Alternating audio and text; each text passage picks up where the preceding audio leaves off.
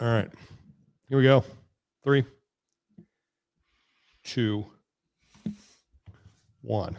What's up, everybody? Welcome to another edition of Talking Elite Fitness. Just Sean and Tommy here with you. Lauren Khalil is enjoying a well-deserved family vacation. Tommy is, well, you're holding it down for one Marston Sawyers, who is he still stuck?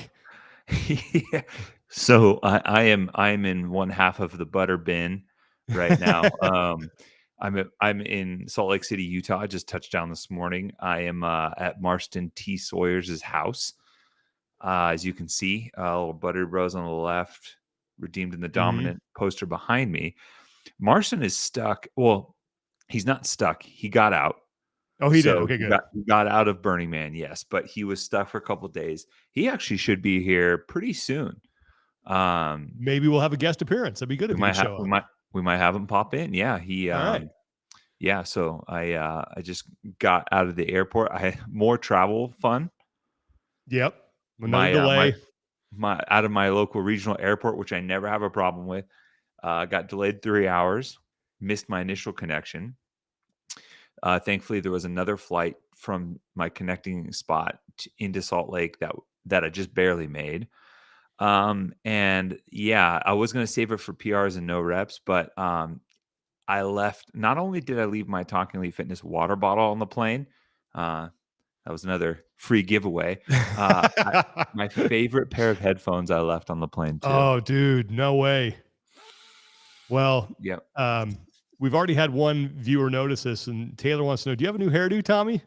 Oh, yeah. You bleached it. I did.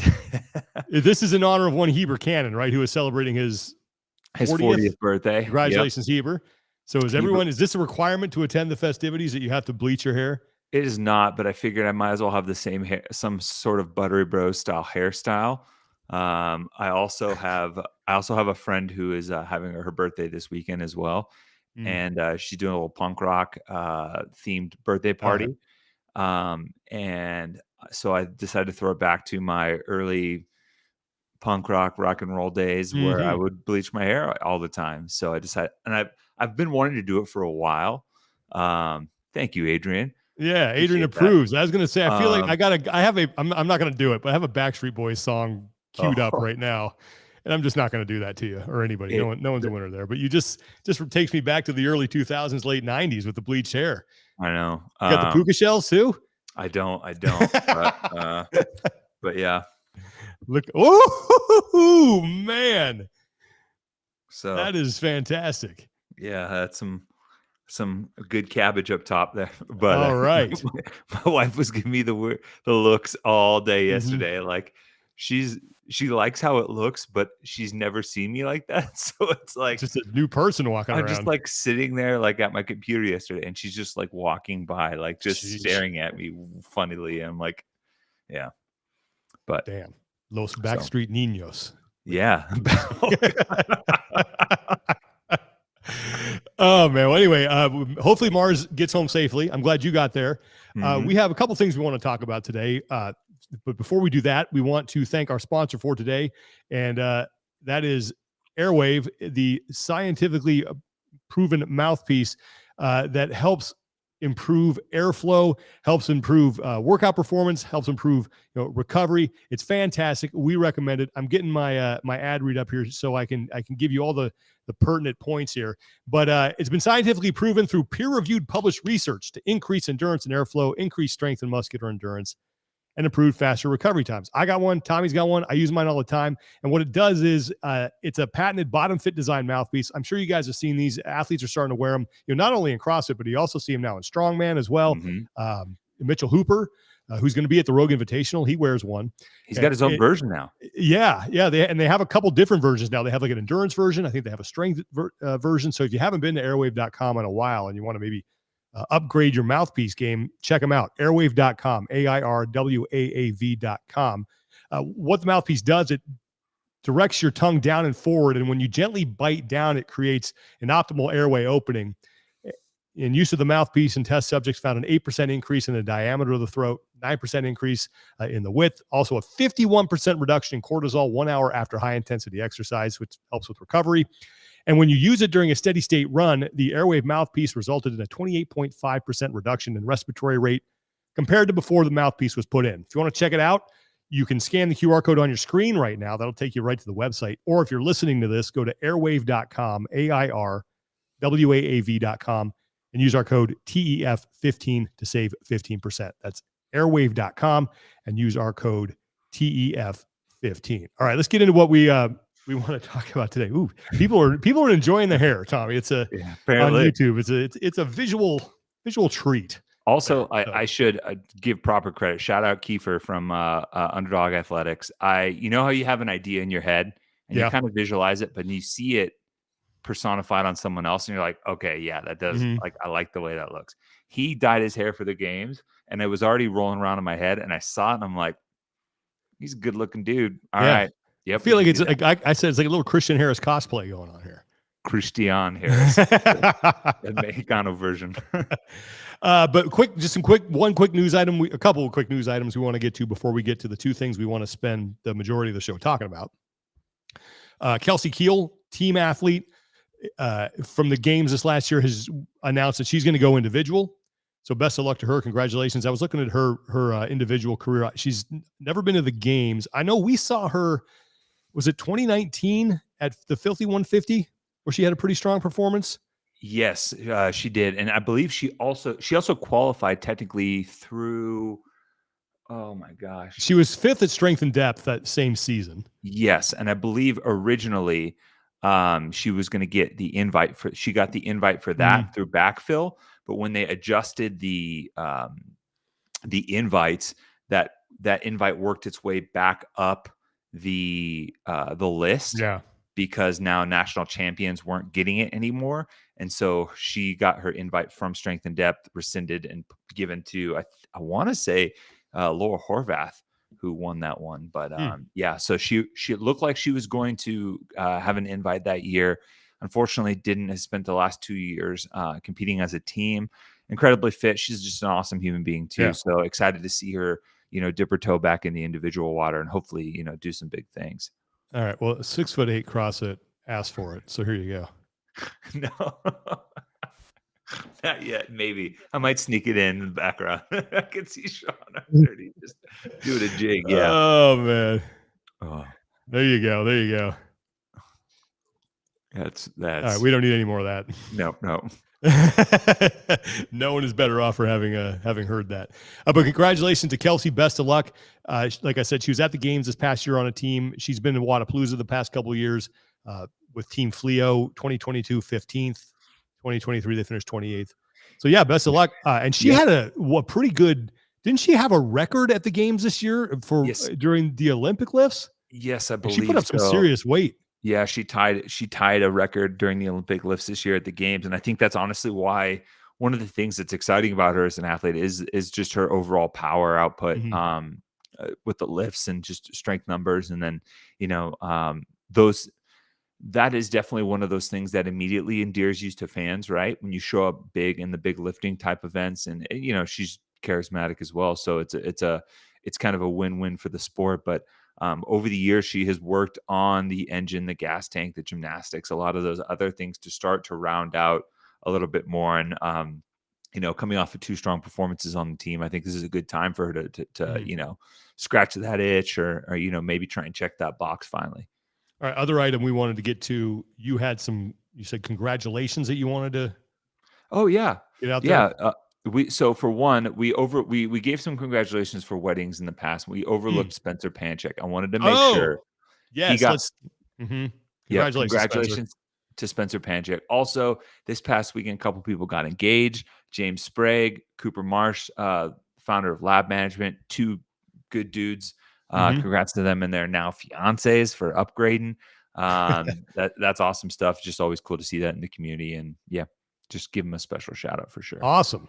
All right. Well, the 2 things we want to talk about today, I didn't know what we were going to talk about, and then some stuff went down on social media. And we'll get to that in a second. I'm sure everyone knows what that is. But the first thing we want to talk about is Dave Castro and his weekly update. If you guys didn't watch that, there was a question about the 5K, and I forget who asked it, but they wanted Dave's take on what happened with that. Mm-hmm. Dave didn't say that, he didn't say, well, it was off and we screwed up. He said that they wheeled it 3 times. He thinks that, and I know you've had some experience with this, Tommy, because I'm not a runner, so I don't use I don't know what app. I think was it Strava, that the person who originally posted the Masters athlete who posted the data from that said, hey, this is way short. I think it was Strava. That there may be some issues with elevation gain that the app doesn't account for that, which may have shortened it. Dave said that he thought it was closer to 5 than was originally let on. Some people said it was like 4.5. He said it was more than that. It was a little short of 5, but it wasn't that short. He said that he had one of the wheels in his possession that they used to map the course, to wheel the course. He's going to take that out to a track. He's going to calibrate it. He's going to walk a 400-meter loop, see how close it is. So that has not been totally put to bed yet. Yeah, I just found that interesting because like a few people have already said, like on both sides there could be some calibration error, right? Like with those wheels, I've used them before. Over time they can get a little loosey goosey, and you got to recalibrate them. Also, if it's a particularly bumpy track, I think that can lead to some slight inefficiencies in how it ticks over. I use Strava quite a bit, and especially like in years past, training for ultra, trying to track my mileage, and I assume it gets better and better with over time, and even in recent years using it to track. I noticed that there were inconsistencies, particularly when there was, I don't want to say massive elevation gains and changes in pitch, but minor ones. Like it almost just didn't register enough. And so that there's a course back up by us that I used to run all the time, and I know the mileage to a T, and I would kind of get funky readings for that, particularly if there's any tree cover, which the games didn't really have, so that's not much of an issue. But if the pitches aren't huge, then you can get a little bit of variation based on satellite. I assume it's getting better. It's probably somewhere in between, but I think it's an intriguing element of, all right, where was ultimately the error in determining that, I guess. But I'd be curious to see what the result is, if that wheel is strong, or if multiple wheels needed to get calibrated, if they did this multiple times too. Is it possible that they did yards? Because correct me if I'm wrong, if you do yards rather than meters, you're still going to come up short. I mean, it's a little closer, but you come up about what, like 10% short, I think, somewhere along those lines. So so for a 5K, you would come up with about 4,500 meters, which makes about sense. 4,500 meters if you did it in yards. And there's some. Julie has a good comment here from our live viewers. The wheels need to be you got to calibrate them before you do this. And it's not an issue in that, like, everybody ran the same distance fine. Like, it wasn't like one group ran a 5K, another one ran 400 meters shorter than that. But yeah, just change the name of what you were doing. So I don't know. Yeah. But it was interesting. It's not done yet. He said there's going to be more to come. Hopefully he gets that thing calibrated. We can figure out what happened. But I just thought that was an interesting note to throw out there. Yeah, as Adrian said, you could have wheeled the inside of the path versus the center too. Yeah. Where you wheel along the path. For sure. But would that be, I mean, is that enough to lose 300 to 500 meters of distance? Because that's quite a lot. It can be. It just depends how sharp the turns are, right? For the gradual turns, you won't get a huge difference, but if it's like a heavy embankments and turns, like there's a significant difference the further you move out. But I in the end they all ran the same distance. I'm sure that some of the distances listed on runs and things like that back in the day weren't as precise too. But oh man, this is funny because I was actually thinking about this. There's a lot of stuff back in the day that wouldn't fly now, as far as like distances being uneven that athletes had to run and all that stuff. But at least they all ran the same thing. It's a matter of let's just change the name of it if it's really not 5K, and just make sure that's it. The only thing that's a bummer for me on that is that they were trying to like push that out into the community and have that be like almost like a community benchmark for the week. Right? Exactly. And now like if you're sitting there thinking like I PR'd my 5K, you're like, maybe not. So maybe you didn't. it's kind of a buzzkill, but yeah. All right. Well, let's move on to the next thing, because this happened yesterday. And this was this got the community, at least online, fired up. So Roman Krennikov took to social media last night and wrote, and I'm going to read the post here. Unsportsmanlike conduct, playing dirty, with a thumbs down. CrossFit is a community of individuals where the leaders are held to high standards. My professional career started in 2018. I have heard head judges read the rule book numerous times, especially General Rules Section C paragraph of the rule book, which requires, quote, all athletes to compete in a sportsmanlike manner, end quote. The fittest man on earth wins because he is the most physically prepared. If you think you can get into my head with, quote, strategy that your coach and you think will work, then I'm sorry to disappoint you. Next time, I hope you will pay better attention to the rule book and try to get fitter versus, quote, dirty games. And he mentioned both Jeff Adler and Carolyn Lambre.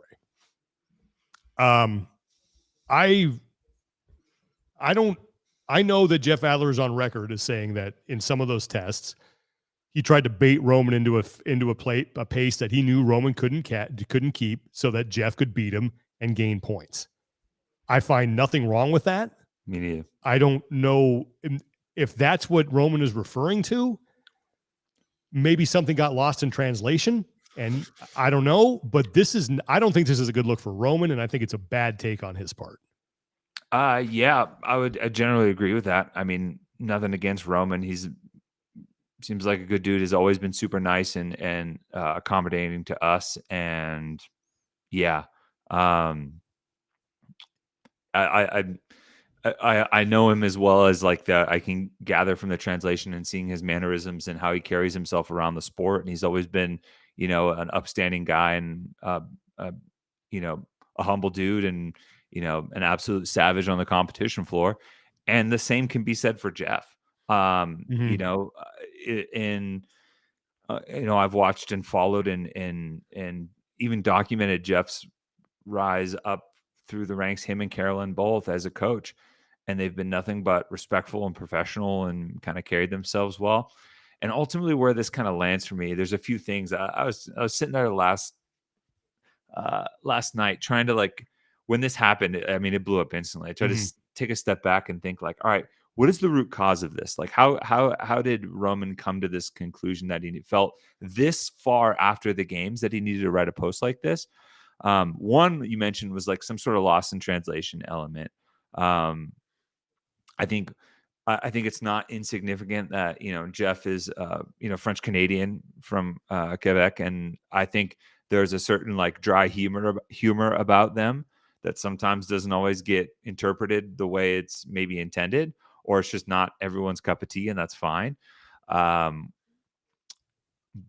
it seems like there's possible that maybe some of the jostling and friendly banter or trash talking that absolutely takes place behind the scenes, and it's not always malicious or meant to do crazy harm, and some of it's, and like honestly it's just part of sports, could have been misconstrued in some way, shape, or form that upon further investigation he just didn't like and decided to speak out. But at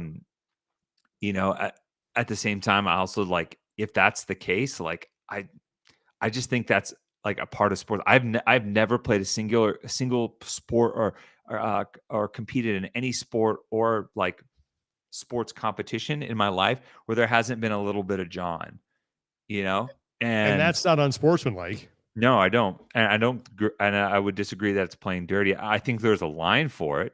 I think there is a line for when, jawing and trash talking crosses, but it's kind of one of those ones, like, it when you see it and when you feel it. And I just, like, nothing that I've seen out of Jeff and his post-game interviews as well, or even mentioned that, he's kind of like jokingly saying, like, I tried to bait him and, did this, and it's all part of strategy. None of that, like, throws up a red flag immediately for me as crossing the line or stepping into unsportsmanlike conduct.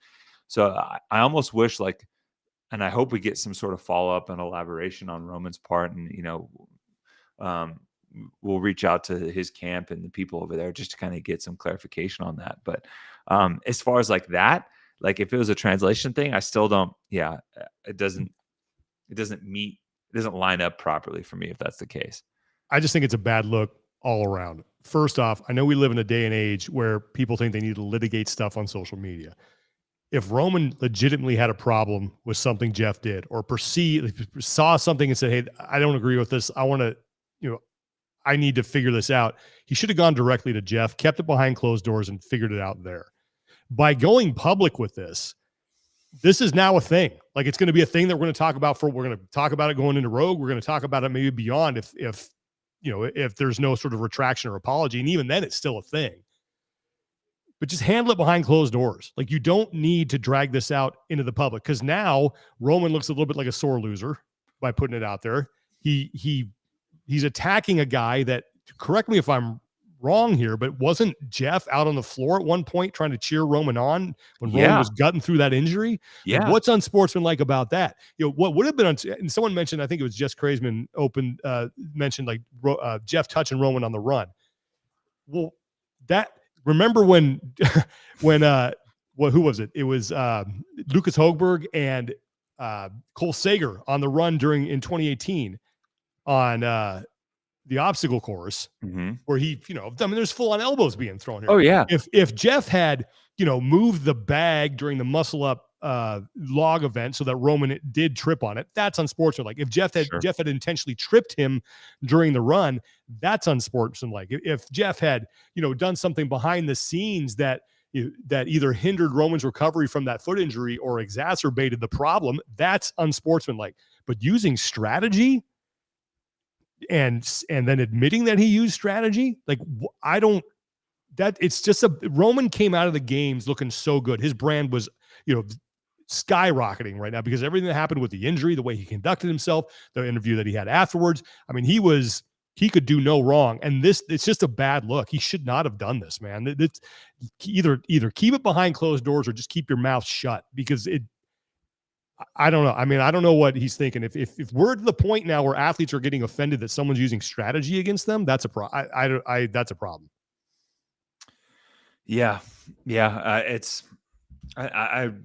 I agree with all of that. It seems odd to me. I'm as people have mentioned that there is going to be an interview tonight that we'll get some clarification on. I'm really curious to see what his justification for the post is. Yeah. Unless there is something that happened behind the scenes that we're unaware of, but knowing what I know about Jeff and knowing what I know about Carolyn, while that is possible, it is highly, highly, highly improbable. And it's interesting coming, obviously Roman's part of the Mayhem camp. I agree with Adrian Conway mentioned, like, this doesn't seem like a post that like Rich would condone.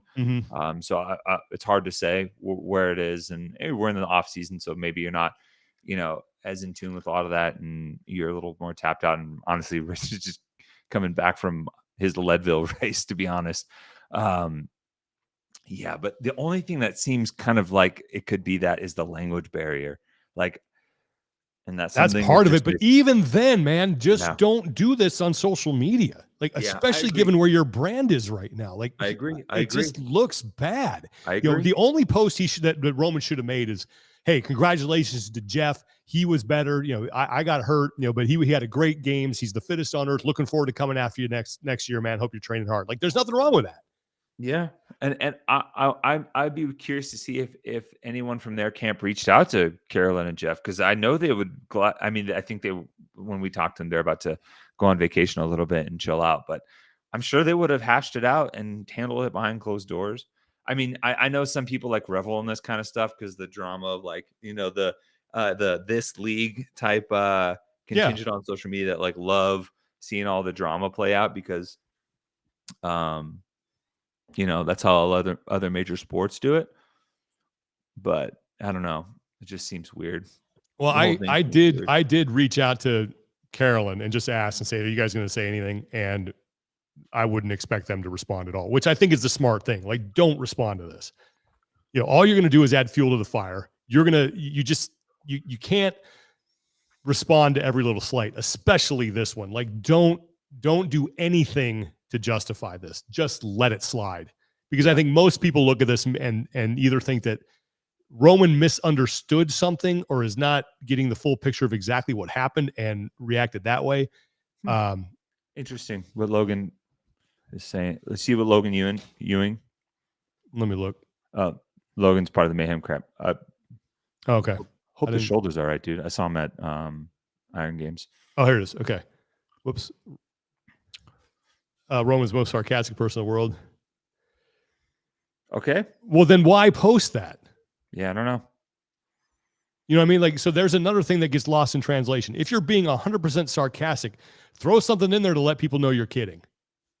I don't think he's saying that. I think it's more so that like it's like something like sarcasm or joking isn't lost on him. Got it. Okay. My Yeah. fault. Sorry, Logan. Yeah.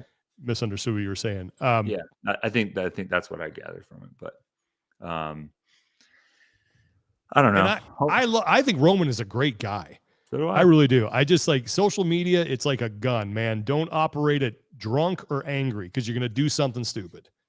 And he was, this is just not something you need to put out there. I think the right way to do it, and this is my advice to just people in general and athletes especially, people in the public eye, don't litigate this stuff on social media because in the end, everyone gets dragged down. Go behind closed doors and do it. That's the best way to handle it. Do it face to face. Yeah, hopefully that happens. I'm sure, honestly, it's because it's fresh. It's obviously seems like a big deal. It'll probably get ironed out. Logan clarified it was for people in the chat. Oh, too. Got it. Okay, but just yeah. Either way, I hope the shoulder's all right. Now odds are what will happen is they'll figure it out. They'll iron it out behind the scenes, and hopefully everybody's. Which is what should have happened in the first place. But this will always now be a thing. And this is the first time I was trying to think. This is the first time any sort of allegation has been made like this to publicly that I can remember by one athlete to another. I can't remember anything like this. I mean, we've heard stuff about, there's a little bad blood here, there's a little bad blood there, but it never like spilled out, it seemed, on the social media. The only thing I can relate to this is when there was that whole thing there was that stuff between Rich and Matt, and they had to take a picture together, be like, no, we're cool. Yeah. So I don't know. And now look, there are the fan in me wants to be like, yeah, let's get more of this. It's going to make it so exciting when we get to Rogue and they have to be next to each other. Like, there is part of me, a small part, that it's like, oh, this is actually intriguing. Maybe the sport needs more stuff like this to create more drama. I don't think that's the case, but I'm sure there's some people that love this stuff. Yeah, but it's also like a difference when like it's like real, right? Like, and this is a weird way of putting it, but if it's based around a misunderstanding or like a clear delineation where one person feels slighted, but everyone else is like, it doesn't seem like it was that big of a deal. I don't. Then that kind of feels manufactured to me, like because like I guarantee you, Jeff probably doesn't have a problem with Roman, right? Well, not until now.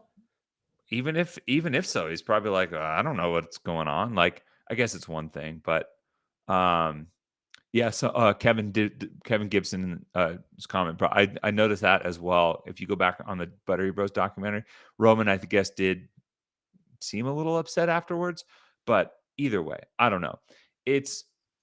I think like this kind of drama or whatever, like this heat as the generated heat, like you would in like a UFC fight or a mixed martial arts or something, is better when it's like genuine back and forth. Each side has I don't want to say a grievance, but like has, something to prove against the other. And it doesn't feel the same when it's one-sided for me. Well, and here's another thing too. It's the comments, did Adler bait him into making that post? You've now let a competitor like Jeff Adler know that he got into your head.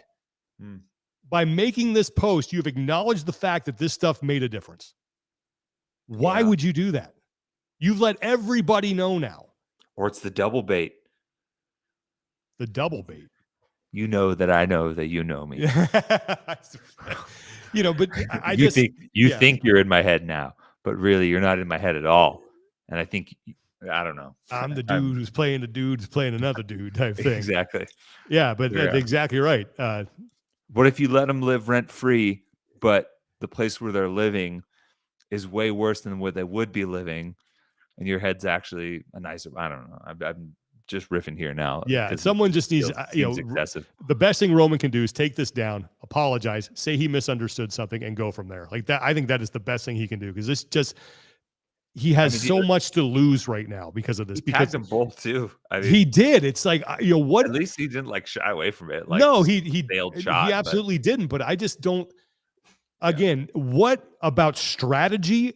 If you and I were competing, right?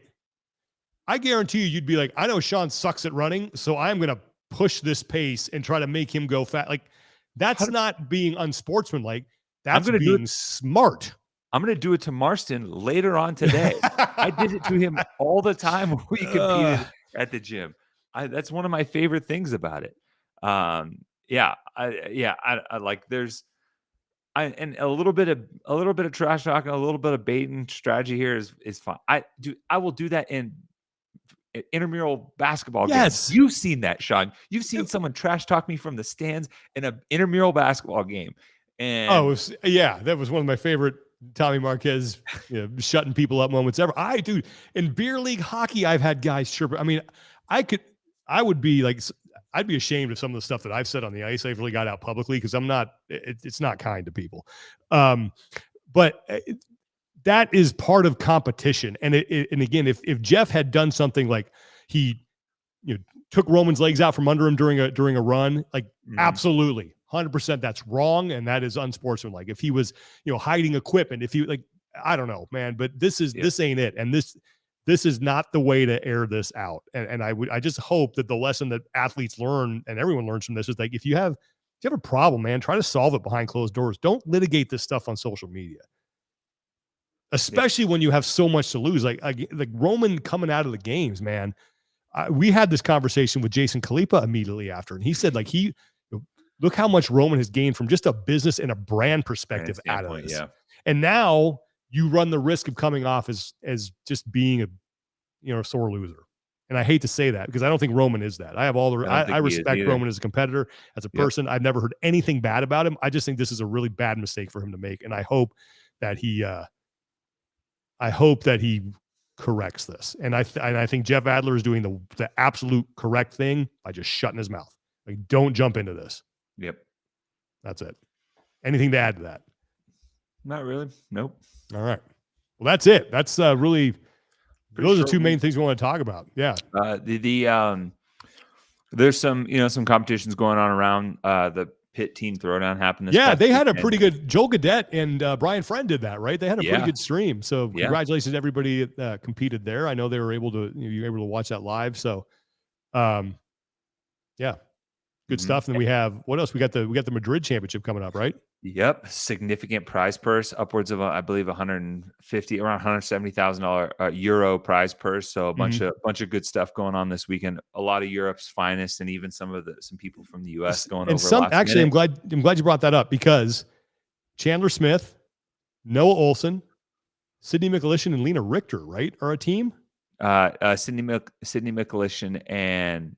Was it Lena Richter? Or I thought Lena Richter was working out. Maybe it was somebody else, but I thought she had a post Jesse Smith. Maybe it was Jesse Smith, but I know Lena was in a picture with them. But but that's interesting because I know that Noah and Chandler have talked about going team this year. I thought that might be a little less likely to happen. Sydney would be a great, given what happened with Chandler at the games, finishing top 10, having his best career finish. But just something to keep an eye on. Because I know when we talked to Noah, he was like, I'm recruiting. We're trying to find some athletes. So if you got Sydney and Chandler's wife in there, solid little foursome. Yep. Because it ain't going to be Lena Richter. She's not going to. But I could have sworn that she posted something where maybe she was just standing in and working out with those three. But because they're all, they're probably all there for Madrid already. So because she's competing as an individual, I think. Okay, Madrid. There you go. Okay. I got a community support thing I got to get out here. This is from CrossFit. CrossFit Omnia is holding an event. You can go to their Instagram page and check this out. It's just CrossFit Omnia. They're doing Mana for Maui. It's going to be on the 16th of September from 9 to 1. It's in Denver, Colorado.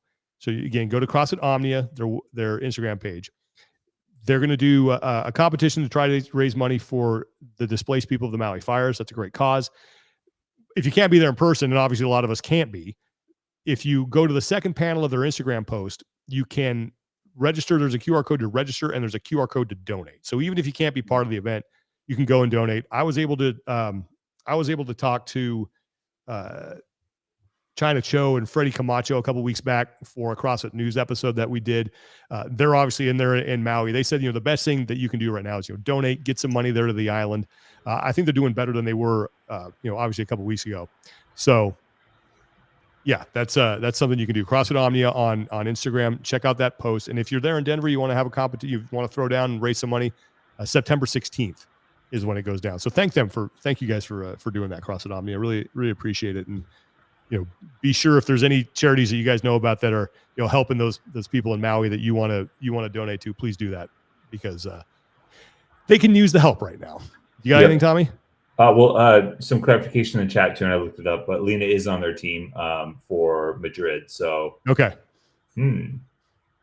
interesting. They're on Los Niños, but that's a good crew. Yeah.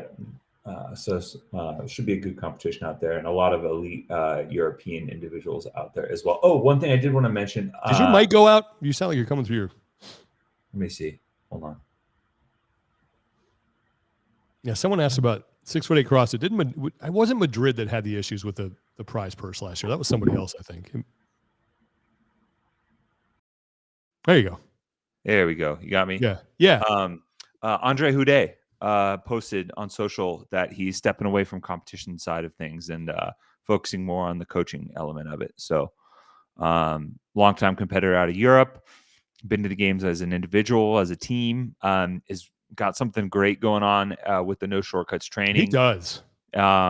He's building something there, and it looks like they could be a powerhouse in the training realm out there. So, and I think that with that probably comes him stepping aside from competing himself. Obviously, he's got a kid too. They've got a young a young child, so responsibilities there piling up. But just want to congratulate him on, if this is the end of his competing career, he's done some awesome things, and he's always been one of the nicest people I've come across. So genuinely good dude, and excited to see where he can grow No Shortcuts too. 6'8" CrossFit wanted to know, didn't Madrid have issues paying the prize purse last year? Was that them? I thought that was somebody else. I'm not sure. I don't remember that for sure. I remember there being one last year, but I don't know if it was Madrid. But I'd have to look that up. Has Rogue updated? Let's check on that. The qualifier leaderboard. National. Let's go to right here. The Q. Leaderboard.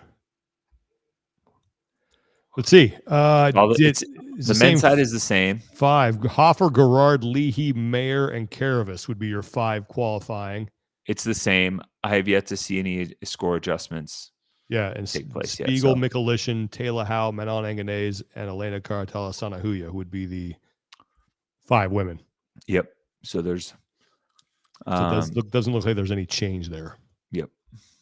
We're still a good couple months, a month and a half away from that. So yeah. All right, PRs and no reps. You got a PR you want to get to, or no rep? I still have a community sport. Community sport. Let's do community. Yeah, sport. We got a couple. Okay. So Redemption Road Fitness Foundation is a company that establishes and mentors CrossFit affiliates inside Colorado prisons and provides post-release support to their coaches and affiliate members. They are hosting their annual fundraising competition called Redemption Road Wad Fest. You can grab a teammate and sign up. HWPO Training is providing the support and programming all the events. They have male, female, male, teams in RX and scale divisions. The day includes 3 workouts and a floater. This competition helps fund a lot of the stuff that they do overall. If you guys remember a while back, there was an interesting story about how they've basically turned around the lives of some of these men and women that were obviously incarcerated for committing crimes and have found kind of a road to redemption through CrossFit, hence the names. They're providing opportunities for them to stay sober, for one, to educate themselves, get their CrossFit level 1, level 2, level 3, and have an opportunity to have a career once they do serve their time and get out. And there's tons of stories about Redemption Road as well. But their competition, sorry, I just lost it. It was on my phone.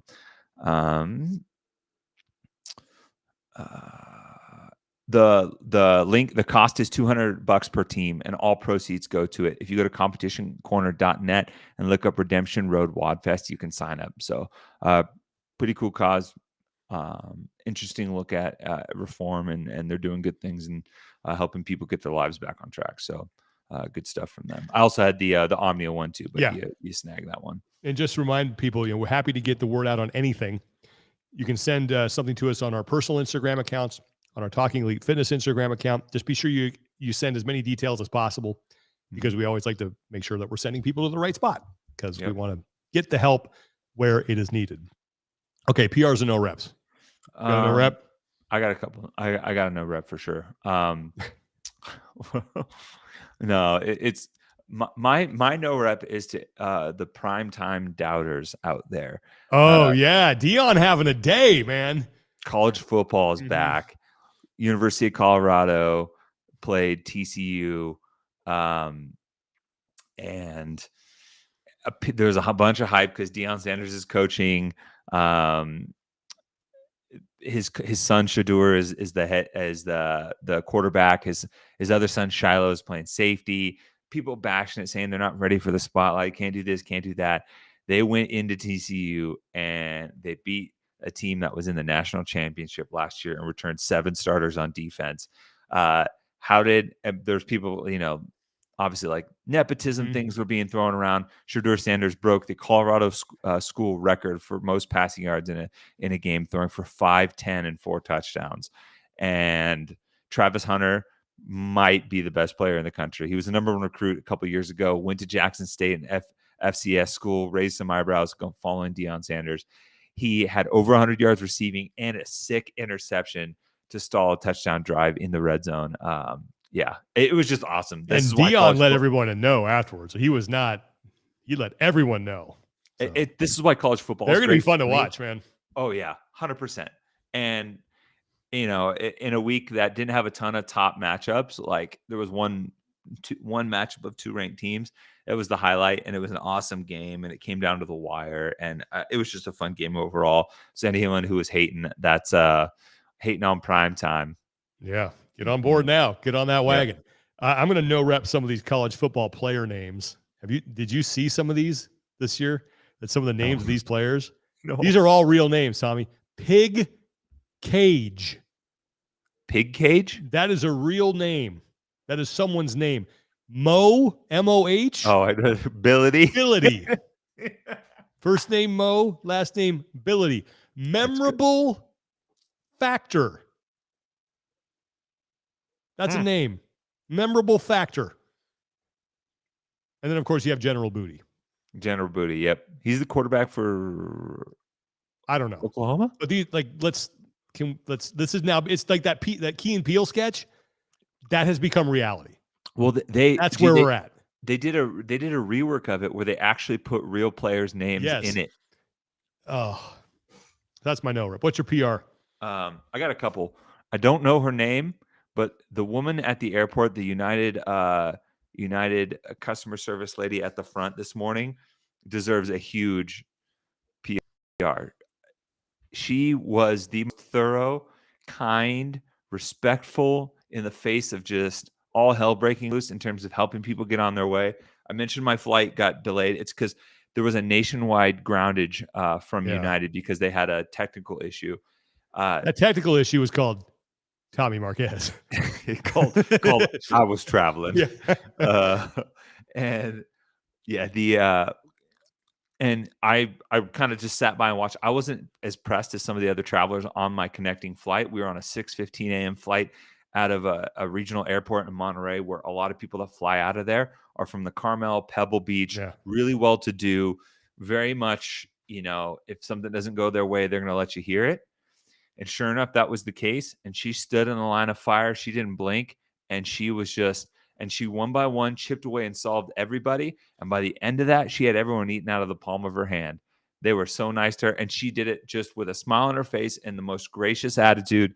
And I walked up to her. I was like, honestly, just put me on any plan. I don't care. Just you decide. At this point, like, I trust you.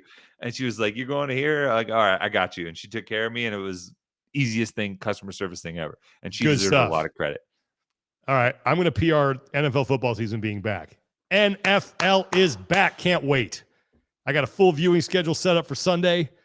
We got Thursday night. That's going to be a good game. This is football every Sunday now until February, Tommy, and I couldn't be happier. Oh yeah. Check again with me though in 3 weeks, and I'll be like, yeah, let's bring on the hockey season because I'm not entirely optimistic about the Rams' chances this year, but we shall see. That's why they play the season. Yeah, it's gonna be tough for the Rams. What's your other PR? With Cooper Kupp's hamstring. Ooh, you got to shut that down for a little bit. You got to shut that down. We're waiting for next season. Yeah, that's always a tough line for any football player when it's anyone is seeing a specialist about his injury. You're like, I heard that as like, oh, yeah, that's tough. I do have another PR for Rashad, my Uber driver, nice today. He was awesome, and just a little bit of perspective, talking with him, just chatting. What brings you here? Where you're from? He emigrated from Azerbaijan. His sister came over after the USSR fell.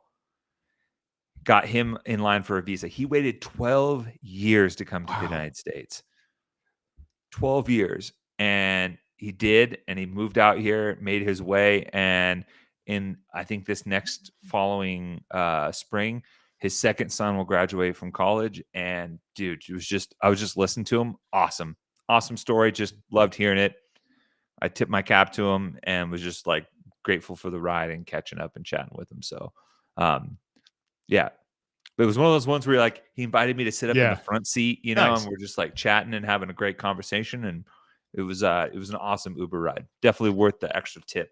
Well, and the 5 stars. We're glad you made it. Please tell Marson Sawyers hello. Please extend our happy birthday wishes to Heber Cannon. 40 Heber Cannon. Wow. I met that guy when he was not even in his 30s. 20, probably. He was probably 28, 29. Yeah. Wow. Time flies. I remember his 30th birthday and him being like, Pat making fun of him, being like, you're over the hill now. It's all going to change. And yep. He's actually. By the way, what wouldn't you give to see Pat Sherwood cover Burning Man? Oh, like a super like with a camera, Burning Man stuff. Like with him with a camera. I would love. I think turn me and Pat loose at Burning Man with a camera. Comedy gold. Just gonna throw that out there. Anyway. Oh, Pat. That would be fantastic. It would. Oh man, tremendous.